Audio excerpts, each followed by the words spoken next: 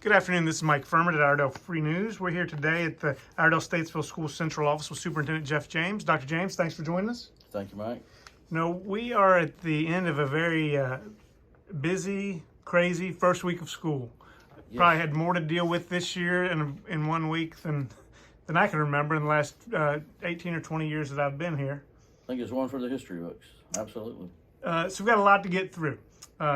First and foremost, I think people want to know how the district did with COVID during the first week, what the quarantines look like.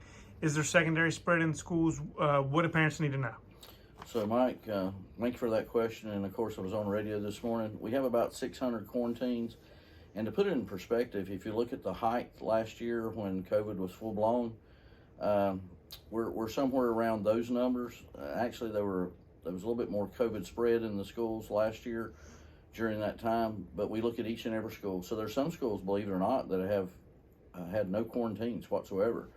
So I have mask MB meals for 2 weeks because the only way to break the quarantine cycle is to actually put mask on every child. It takes about 2 weeks to break that cycle.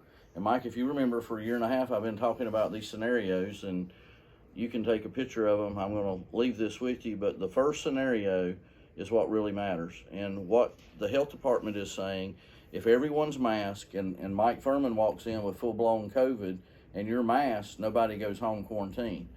But if I'm not masked, Mike Furman comes in with COVID, even if he's masked, and I'm not, if I'm a close contact, I'm going home. So that's where quarantine really takes kids out of school quickly. And what I said this morning was, Mike, to our listeners, in my world, it's not about mask or not mask. There's tons of data on both sides. I'm not going to argue mask.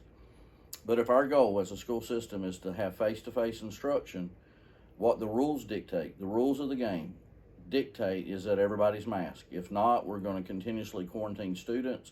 There's going to be disruptions the entire year. One of the metrics I look at that I really want to keep an eye on is the secondary spread. So if we're starting to transmit it in our buildings, then we've got an issue.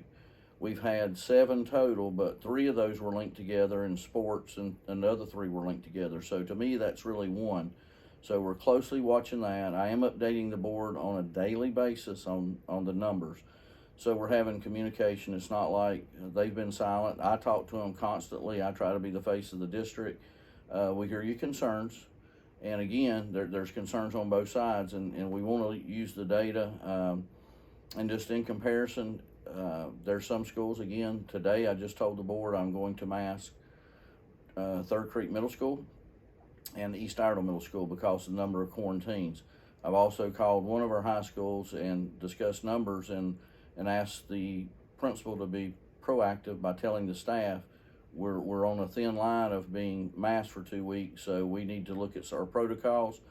And we definitely have discussed as leadership protocols in place to make sure we mask. If you have a teacher that just really doesn't want to mask, doesn't believe in it, well, then that individual, like myself, the times I don't mask, I try to stay further than 6 foot away from an individual as we are now. So just being cautious and conscientious of other people. Okay. So for those who don't know, the district does not have a mask-wide mandate. That was a decision the school board made. What the school board did do in the same resolution was empower you as superintendent to take action at individual schools when necessary by having a shorter-term mask mandate if there's an outbreak. Yes, and so what I'm doing is looking at the metrics, and we're doing that. So this is the 3rd school we've masked. We'll continue to look at the data. Nurse, I was just, before you walked in, was on the phone with our lead nurse, communicating with the health department daily. I will say this time, Mike, a lot of the local physicians have reached out to me, pediatricians, and about 0 to 2% the prior COVID strain. We're seeing about an 18 to 22% in students individuals less than 18 years of age with this strain. So it appears the metrics show that younger kids are more apt to get this strain. But in our schools, again, the quarantines are not nearly as bad as they have been in the past. But again, it's school by school. So when there's certain metrics hit, we're going to mask those schools for 2 weeks. At the end of the second week, we're going to look at it. And if it still shows that it's not coming down, we're going to continue the masking. because again, the only way to stay in a seat with the scenarios that are presented by the health department and the CDC is to mask everyone. And I know there's a lot of beliefs against that, but again, if our goal as a community is to have face-to-face instruction, the only way it's going to happen consistently is everyone wears a mask. One last follow-up on that. I know last year teachers were teaching live. They were Zooming the same lessons. Mm-hmm. That's not happening this year. No, because our teacher said it was more than they could do, and they let the board know quite often that was double work. And some people said it was half the work, it was double the work because they were preparing twice. Mm-hmm. So that's not happening this time. So what we did do was we created a virtual school. It's Viz, and we had enrollment all summer long. Mm-hmm.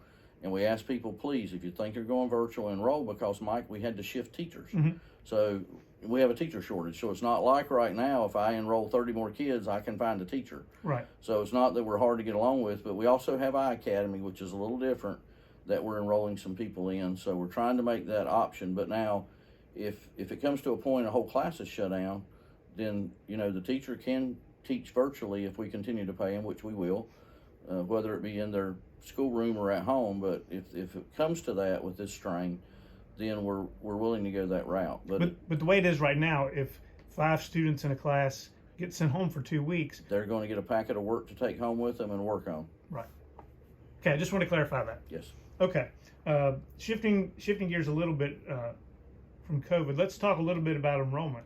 I know the state had projected slightly over 20,000 students. You've seen more than that, and you have had more students show up during the week. Update us on that. We're about 20,400 and some odd students right now, about 315 students over projection, and there's still about 200 some students we haven't accounted for. So Monday we had 629 no-shows. That means you're on our rosters, but we don't know what happened to you. And unfortunately, Mike, some of those students are seniors that have taken jobs out in the community, well-paying jobs, because right now there's a shortage of workers. And I would implore the companies to work with us to help those kids at least get a differentiated diploma. Mm-hmm. I have in other counties put software and a computer at the place of business, and the employer pay an hour, a couple hours a week for the student to at least finish their diploma, because mm-hmm. at some point, if there's an economic downturn, that student's going to be without a high school diploma, and it will impede their potential earnings in the future. Sure. So, now let's talk a little bit about your staffing. You're down about 30 teaching positions right now in terms of positions that you need someone to fill, and about 40 classified positions. What are you doing to fill those? So we're advertising. So we're advertising on the radio, we're advertising in the paper, we're advertising right now. So we need teachers, and across the state, the same thing is going on. And I told the board, I think it was this weekend, I'll have some updated numbers Sunday, but we're projecting, the superintendent's organization is projecting about 2,500 to 3,000 teachers short. So what's happened, we've permitted other teachers who are outside the education field. We used to call it lateral entry. It's alternate provisioning now. But so there's about 1,500 of those teachers already hired across the state. So that means a lot of non-education majors, and that works sometimes great and sometimes it doesn't. So we're in probably one of the worst employment situations the state has had in education in about 25 years. So I hope the Senate and the House get together and we do something for teachers, because if not, I don't know what we're going to do. And you talked about classified. So we have primetime. I've got primetime sites that have waiting lists. I cannot man the site because I don't have any workers.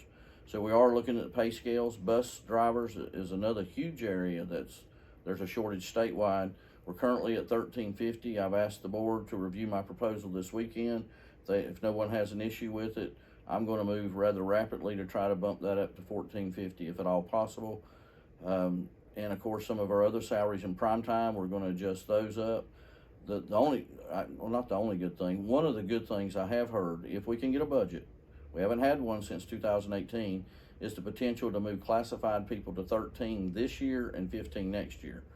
Of course, as I said this morning, Sir Isaac Newton, for every action, there's an opposite and equal reaction. So for local budget, that means I've got to spend more of my local budget for the people that are on our payroll, and that's fine. But again, we have to maintain that and find out how to raise our supplement up on top of that. So it does add a little bit more economic hardship in trying to figure that out. But I'm glad for individuals, because we do have jobs that pay $11 an hour, just over 11. And in our market, we would love to see our people paid at least 13, and again next year move to 15. If we can get a budget that the governor will pass, that's one of the top priorities out there that should happen. Teachers, I would say I'm a little disappointed in some of the teacher numbers. I've heard 3.5 to 5.5. The bad thing about it is if I pay Mike Furman $15 an hour, you're going to be making almost what a teacher makes beginning in North Carolina, but you went to school for 4 years and accumulated $100,000 in debt. So we've got to reevaluate what we're paying teachers. Sure, definitely. Let's wrap up our discussion today with some traffic issues. Oh, yeah. Ooh. Well, I know there was a bus accident this morning. One earlier this week. And one earlier this Well, week. it wasn't a bus accident, but it was a vehicle passing a bus that crashed. So we've had 2 accidents earlier this week, and I would tell all kids, please do not pass a stop school bus with a red stop arm. We'll check on it, but I'm almost sure it turned into a felony. It will cost you your license. Please do not do it. It puts everyone in danger, and this car passed a bus that was stopped. Thank God no one got hit that was trying to get on the bus. The driver did have a head-on collision with another car. Everyone was okay. So again, thank God for that. This morning, we had a bus sideswipe. 9 kids, 2 adults. Actually, the principal was on the bus. So Mr. Armstrong was at the hospital quickly in our bus garage, and I stopped by to check on every individual. They were just being evaluated in the ER. As far as the kids, as I've heard this afternoon, I haven't heard of anyone admitted, and of course talked to my principal. So it's a little trying right now. Just be patient, and I have got people out looking at traffic patterns, trying to readjust them. The biggest one I've heard about is South Iredell. I just talked to Ron Wyatt, the town manager at Troutman, to see if DOT can change some timing on some of the signals at the beginning of the day and the end of the day, so we can get more kids on Perth. This morning, or yesterday morning, I think the cars were all the way across the river on Perth. Wow. And so a lot of traffic, but in reality, Mike, we really have not been in school for about 2 years. So it's a shock to everyone. Yeah, everyone has forgotten we need to take our time, and we need to look out for children and for buses to keep everyone safe. Yep. Thank you. Well, thank you so much, Dr. James, for spending time with us today. We'll look forward to visiting with you again in the future. All right. Thank you, Mike.